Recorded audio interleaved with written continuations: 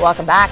Proposed legislation in Iowa could limit the amount of damages that could be awarded in a medical malpractice lawsuit, specifically for quality of life cases. It would be capped at $250,000. Some people already dealt with medical malpractice cases say that's not enough. Fox 18's Zachary Winicky spoke with one man who won his fight.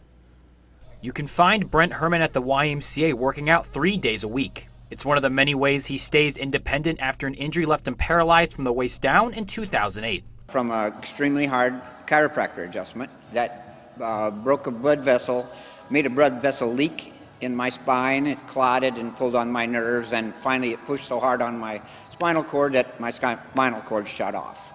On top of the medical bills, he had to renovate his house to fit his new lifestyle. And he was able to do that because of money he got from a medical malpractice lawsuit in 2013. I spent my own money on the hospital bills and renovating that house.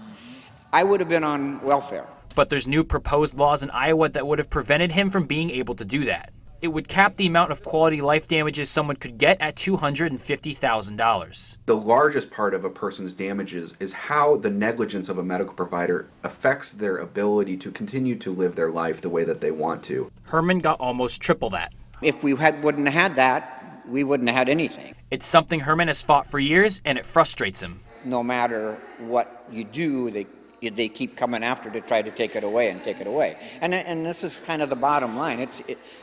When they take this away, people are not going to be able to get what they deserve. But right now, he's happy. My life is pretty good. I know I'm not going to walk.